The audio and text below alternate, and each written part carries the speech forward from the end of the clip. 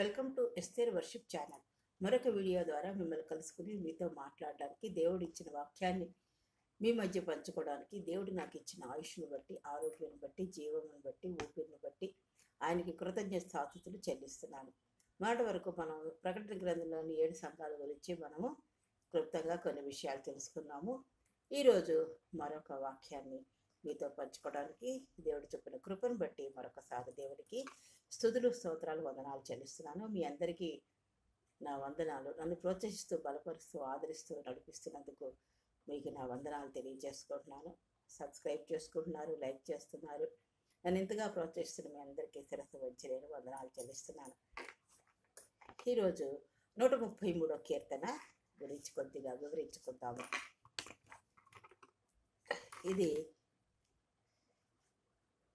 ఈ కీర్తన యాత్ర కీర్తన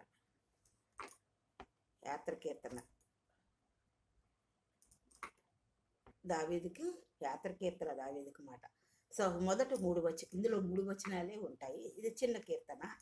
సహోదరుల ఐక్యత కలిగి నివసించట ఎంత మేలు, ఎంత మనోహరము. అది తల మీద పోయబడి అహరోను గడ్డం మీదగా జారి అతని అంగీల అంచు వరకు దిగజారిన పరిమళ తైలం వలె నుండును. సియోను కొండ మీదకి దిగివచ్చు హెర్మోను మంచు వలె నుండును. ఆశీర్వాదమును శాశ్వత జీవమును అచ్చట్నుండ వాళ్ళని యెహోవా సెలవిచ్చుచున్నాడు. చిన్న ప్రార్థన చేసుకుందాం.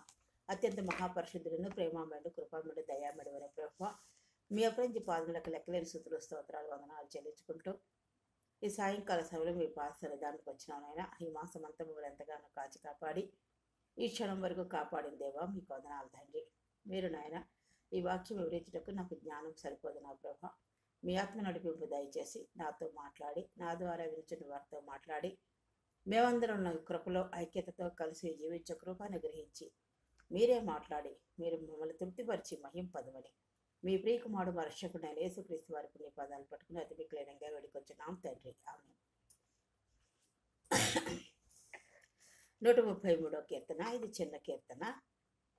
ఇది యాత్ర కీర్తన, దావీదుకి యాత్ర కీర్తనని ఉంది.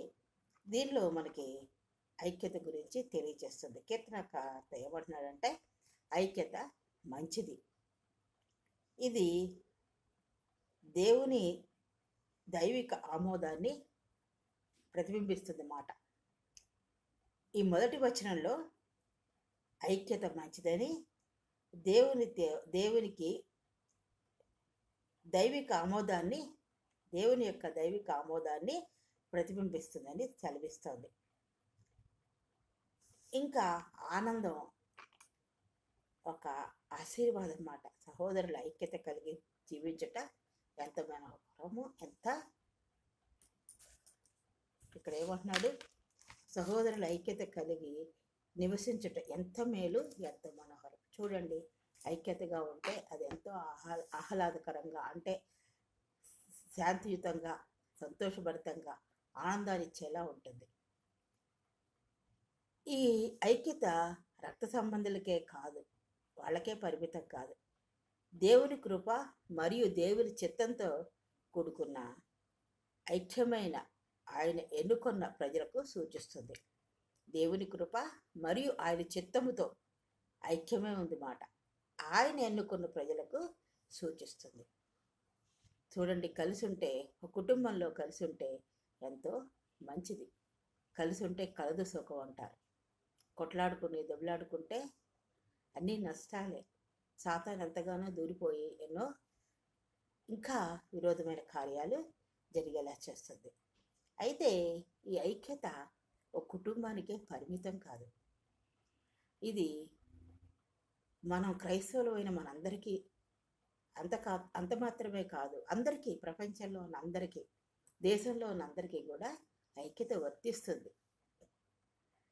ఎందువల్లంటే మనం విశ్వాసుల మధ్య చూసుకుందాం, క్రైస్తవ సంబంధాల మధ్య చూసుకుందాం. ఎన్నో డినామినేషన్లు ఉండొచ్చు, ఎన్నో వాళ్ళ సంప్రదాయ, వాళ్ళ డినామినేషన్లు, వాళ్ళ సంఘ పరిమితులు, వాళ్ళ సంఘ ఆచారాలు అవి ఉండొచ్చు. కానీ ఒక సంఘాన్ని ఒకళ్ళు గౌరవించుకోవాలి. ఈ డినామినేషన్ ఆ డినామినేషన్ గౌరవించుకోవాలి. ఆ సహోదరుడిని ఈ సహోదరుడు గౌరవించుకోవాలి. పరిశుద్ధ గ్రంథము అంతా ఒకటే. పరిశుద్ధ గ్రంథములో ప్రతిదీ పాత నిబంధన కొత్త నిబంధన అంతా మనం నమ్మాలి.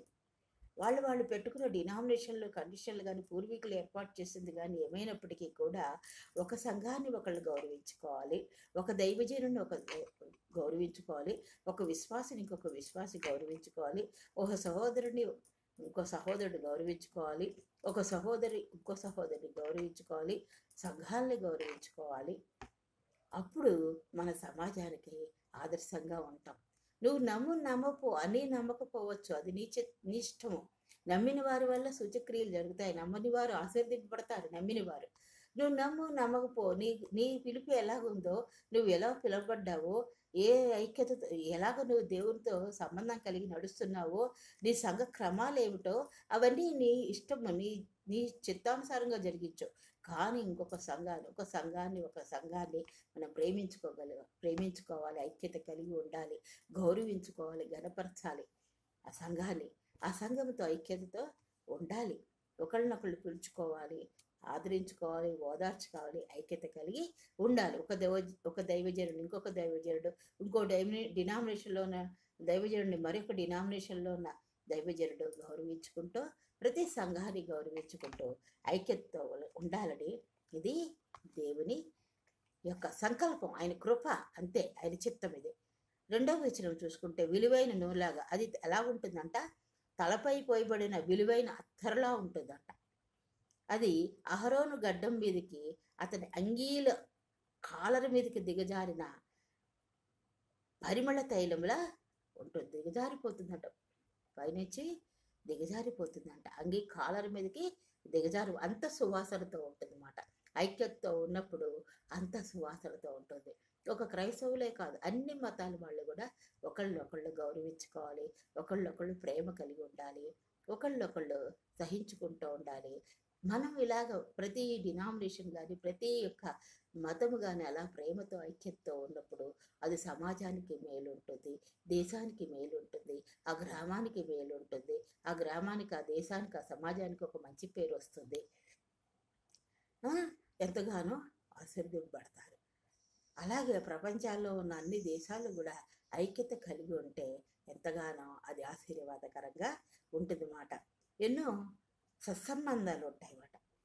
ఇది ప్రధాన యాజకుడైన అహరోను అభిషేకించడానికి ఉపయోగించే ఒక పవిత్ర తైలం అన్నమాట. ఆ తైలాన్ని సూచిస్తుందంట. ప్రధాన యాజకుడు ఎవరు? అహరోను. అతన్ని అభిషేకించడానికి ఉపయోగించే పవిత్ర తైలాన్ని సూచిస్తుంది అన్నమాట. ఆ నూనె, ఆ తలపై పోయబడిన విలువైన అత్తరు అలా ఉండాలి, అంత సువాసన కలిగి ఉండాలన్నమాట. ఈ దేవుని సేవకు మన సమర్పణకి సూచిస్తుంది అన్నమాట. వ్యక్తిగతంగా కానీ సంఘంగా కానీ ఏ విధంగా అయినా ఆ పవిత్ర తైలాన్ని సూచించేది ఆ దేవుని సేవకు మనం సమర్పించుకునే ఎలాంటి సమర్పణతో నేను ఉన్నామో అలాగ సూచిస్తుంది. మరి మనం ఎలా ఐక్యత ఉన్నాం? మన కుటుంబాల్లో ఐక్యత ఉన్నాం, బిడ్డల మధ్య ఐక్యత ఉన్నాం, భార్యాభర్తల మధ్య ఐక్యత ఉందా, అత్తమామల మధ్య ఐక్యతతో ఉందా? మరి ఎలాగ ఉంది మన ఐక్యత? కుటుంబాల్లో ఐక్యత ఉందా? సంఘాల్లో మనం పరీక్షించుకోవాల్సిన వారమై ఉన్నాం. ఈ నూనె దేవుని ఆశీర్వాదానికి సమృద్ధిగా ఉందని గుర్తుమాట, మరియు పైనుండి అధికారం యొక్క మూలం అని కూడా గుర్తు. ఈ నూనె, ఈ అభిషేకం దేవుని ఆశీర్వాదంగా, దేవుని యొక్క సమృద్ధిగా, ఆ పైనుండి వచ్చిన అధికారంగా, దానికి మూలంగా మనం గుర్తించాలని దేవుని వాక్యం సెలవిస్తోంది. ఈ సందర్భంలో ఐక్యత మొత్తం సమాజానికి వ్యాపిస్తుంది అన్నమాట. ఇది మొత్తం సమాజానికి వ్యాపిస్తుందని సూచిస్తుంది. 3వ వచనం చూసుకుంటే అది సియోను పర్వతాల మీద పడే హెర్మోను మంచులాగమాట. సియోను పర్వతాల మీద పడే హెర్మోను మంచు ఎలా తెల్లగా ఉంటుందో అలా నా హృదయం తెల్లగా ఉన్నప్పుడు, మన పవిత్రంగా పరిశుద్ధంగా మన హృదయం ఉన్నప్పుడు మనం ప్రేమించగలుగుతాం. ఎందుకంటే యెహోవా అక్కడ ఆశీర్వాదం ఉందంట.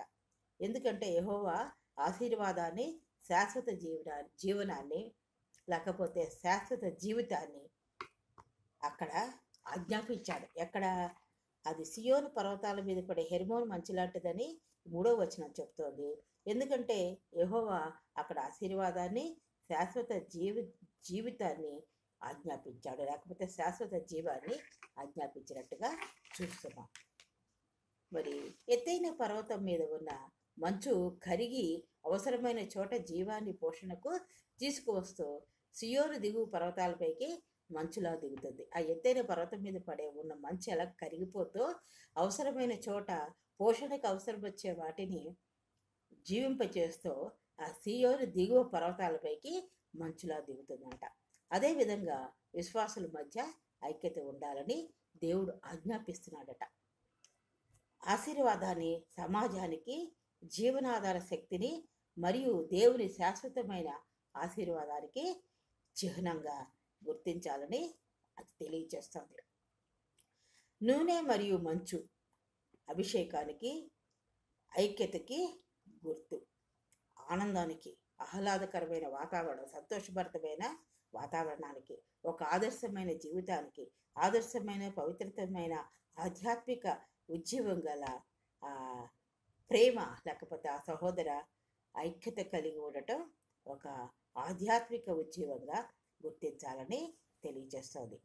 ఈ కీర్తన యొక్క ఐక్యత సందేశాన్ని అన్ని సమాజాలకు, మొదటిగానే చెప్పాను, అన్ని సమాజాలకు మరియు ముఖ్యంగా క్రీస్తులో ఉన్న మనందరికీ, సోదరులు మరియు సోదరీమణులుగా గుర్తింపబడుతున్న మనందరికీ ఐక్యత ఉండాలని, ఐక్యతకు పిలువబడే క్రైస్తవులుగా మనం ఎదగాలని దేవుని వాక్యం హెచ్చరిస్తోంది. ఈ కీర్తన దేవుని ప్రజల మధ్య ఐక్యత యొక్క మంచి మరియు ఆహ్లాదకరమైన ఆశీర్వాదానికి సూచిస్తోందన్నమాట. ఆ పోలిక కలిగి ఉంది. ఇది ఒక ఆరోహణ గీతం, అంటే దానికి ఎదగాలన్నమాట. ఈ కీర్తన రెండు శక్తివంతమైన ఆశీర్వాదాలను కలిగి ఉంది. పవిత్రమైన ఆశీర్వాదం సూచిస్తుంది, పవిత్రమైన సువాసన గల తైలంగా, మరియు సియోను పర్వతాలపై పడే సమృద్ధిగా జీవాన్నిచ్చే హెర్మోను మంచుకి దేవుని నుండి విస్తృతమైన మరియు పోషకమైన ఆశీర్వాదాన్ని సూచిస్తుందన్నమాట.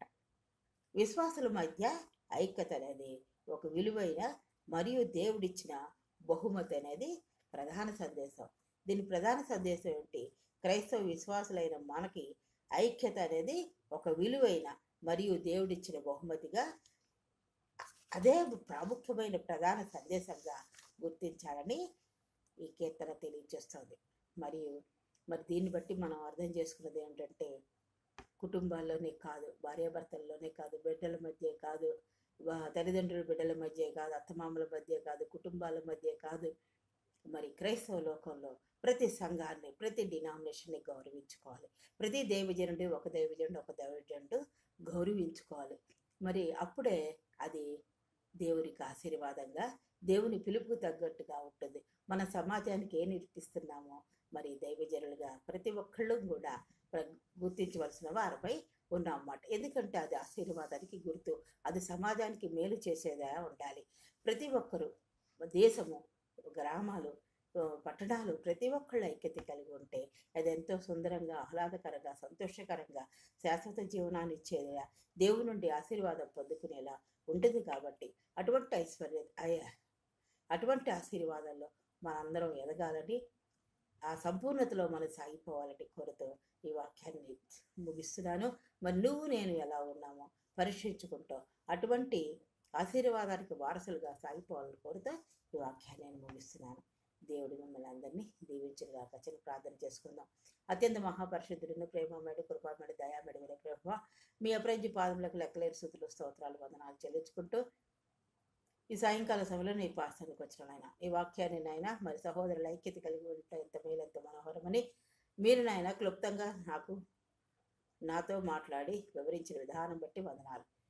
మేము కూడా పిలుచున్న వారు కూడా తండ్రి అట్టి ప్రకారం మీ ఐక్యతలో మీ ఆశీర్వాదాన్ని నాయన నా తండ్రి ఆశీర్వాదాన్ని పొందుకునే వారసులుగా మేము అట్టి ఐక్యతలో కొనసాగింపబడే కృపని గురించి అటువంటి నడిపింపులో నడిపించి మహింపదమని, మీ పరిశుద్ధాత్మ శక్తిని మాకు అనుగ్రహించమని, మీ ప్రియకుమారుడు మా రక్షకుడైన యేసుక్రీస్తు వారికి నీ పదాలు పట్టుకుని అతిమికులైనగా ఎడుకొచ్చినాం తండ్రి. ఆమేన్. దేవుడు మిమ్మల్ని అందరినీ దీవించుగాక. నన్ను ప్రోత్సహిస్తూ, బలపరుస్తూ, ఆదరిస్తూ ఉన్నందుకు వందనాలు. పోయిన వారంలో కూడా నాకు 3-4 రోజులు అనారోగ్యం ఉన్నప్పుడు దేవుడు ఎంతగానో ముట్టి స్వస్థపరిచి బలపరిచారు. మరొకసారి మిమ్మల్ని కలుసుకోవడానికి దేవుడు కృప చూపినందుకు వందనాలు. నన్ను ప్రోత్సహిస్తూ బలపరుస్తూ లైక్ చేస్తూ సబ్స్క్రైబ్ చేసుకోవాలని కోరుతూ ఈ వాక్యాన్ని నేను ముగిస్తున్నాను. దేవుడు మిమ్మల్ని అందరినీ దీవించుగాక. మీ గురించి, మీ కుటుంబాల గురించి మేము ప్రార్థన చేస్తున్నాం. నా గురించి, నా కుటుంబం గురించి, నా బిడ్డల గురించి ప్రార్థన చేయాలని కోరుతూ ఈ వాక్యాన్ని నేను ముగిస్తున్నాను. దేవుడు మిమ్మల్ని అందరినీ దీవించుగాక.